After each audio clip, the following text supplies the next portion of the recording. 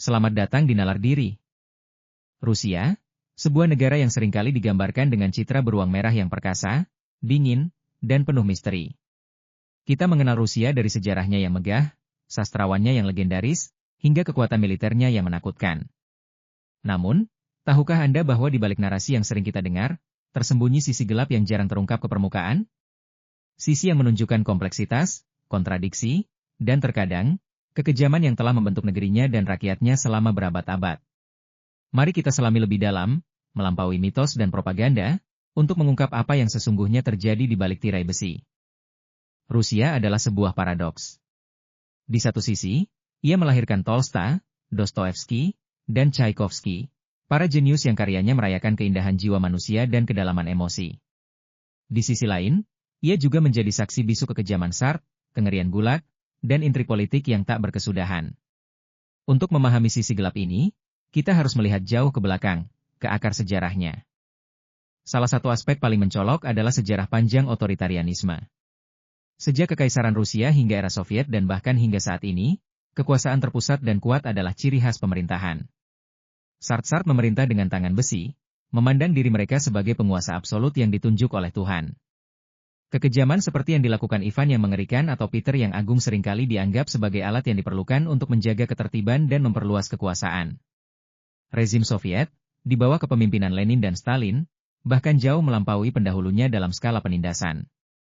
Jutaan orang tewas dalam pembersihan politik, kelaparan buatan, dan kerja paksa di Gulag.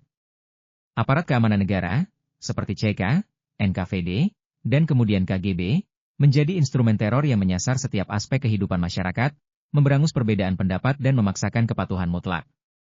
Lalu, bagaimana dengan budaya ketakutan dan kerahasiaan? Sepanjang sejarahnya, masyarakat Rusia hidup di bawah bayang-bayang negara yang maha kuasa dan selalu mengawasi. Ini menciptakan budaya di mana kerahasiaan dan ketidakpercayaan terhadap otoritas menjadi semacam mekanisme bertahan hidup. Orang belajar untuk tidak berbicara terlalu banyak, tidak terlalu mencolok, dan tidak terlalu percaya pada orang lain. Lingkungan seperti ini sangat kondusif bagi korupsi dan penyalahgunaan kekuasaan, karena akuntabilitas seringkali nihil. Aspek lain yang patut disorot adalah peran intelijen dan campur tangan rahasia. Sejak zaman Tsar dengan Ohrananya, hingga KGB di era Soviet, dan FSB saat ini, Badan Intelijen Rusia memiliki pengaruh yang sangat besar dalam politik domestik dan internasional. Mereka tidak hanya bertugas melindungi negara dari ancaman luar, tetapi juga seringkali digunakan untuk menekan perbedaan pendapat di dalam negeri dan melakukan operasi rahasia di luar negeri. Kasus-kasus keracunan pembangkang, campur tangan dalam pemilu negara lain, dan penggunaan disinformasi adalah contoh nyata dari sisi gelap ini yang terus berlanjut hingga kini. Tidak bisa dipungkiri bahwa korupsi adalah masalah endemik di Rusia. Dari pejabat rendah hingga lingkaran elit kekuasaan, korupsi telah merajalela, mengikis kepercayaan publik dan menghambat pembangunan. Sistem yang buram, kurangnya transparansi, dan dominasi oligarki yang dekat dengan kekuasaan menciptakan lingkungan di mana suap dan nepotisme menjadi hal yang lumrah. Ini tidak hanya berdampak pada ekonomi, tetapi juga memperburuk ketidaksetaraan sosial dan memicu kemarahan di kalangan masyarakat. Dan jangan lupakan nasionalisme yang agresif dan ekspansionisme. Sejarah Rusia dipenuhi dengan perluasan wilayah dan konflik dengan negara-negara tetangga. Narasi tentang benteng Rusia yang dikepung oleh musuh-musuh Barat seringkali digunakan untuk membenarkan tindakan militer dan mempertahankan cengkeraman kekuasaan. Ini memicu konflik seperti perang di Chechnya, invasi Georgia, dan aneksasi Crimea, serta perang di Ukraina saat ini, yang semuanya menunjukkan sisi ekspansionis dan terkadang brutal dari kebijakan luar negeri Rusia. Kita juga harus menyoroti masalah hak asasi manusia. Meskipun ada konstitusi yang menjamin hak-hak sipil, kenyataannya seringkali berbeda. Kebebasan berbicara, berkumpul, dan berpendapat seringkali dibatasi. Pembangkang politik ditangkap dan dipenjarakan, media independen dibungkam, dan organisasi masyarakat sipil ditekan.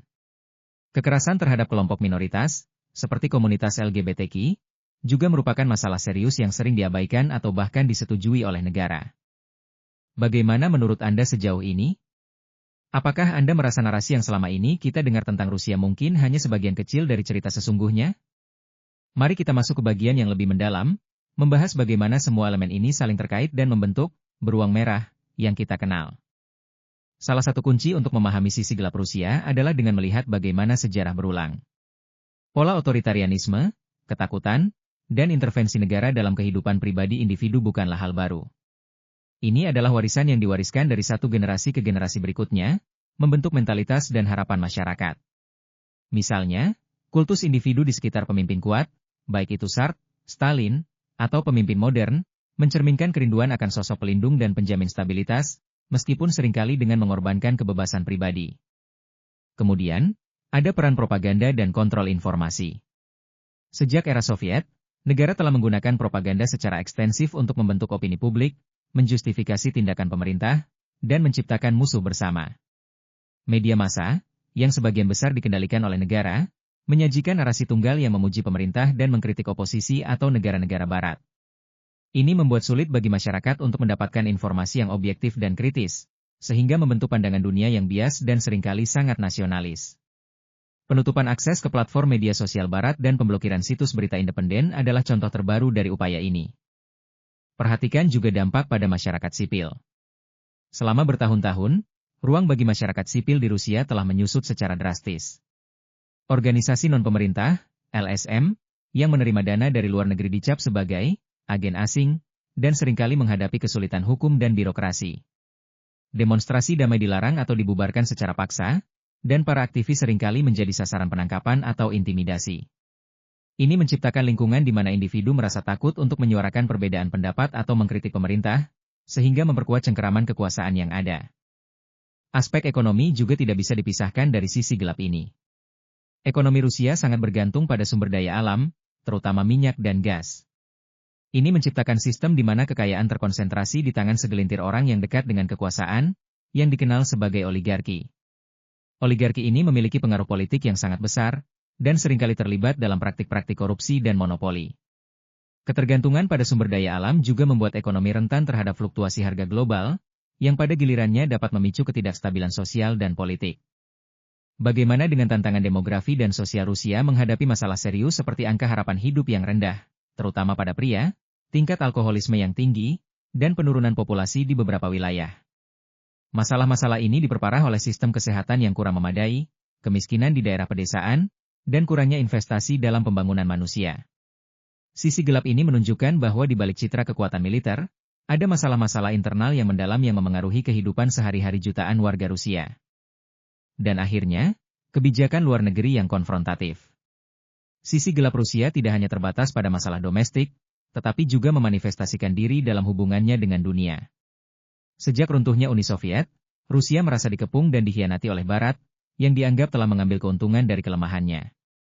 Ini memicu keinginan untuk mengembalikan kejayaan Rusia dan menantang tatanan dunia yang dipimpin AS. Agresi militer, serangan siber, dan penggunaan energi sebagai senjata geopolitik adalah manifestasi dari pendekatan konfrontatif ini, yang telah menimbulkan ketegangan dan konflik di berbagai belahan dunia.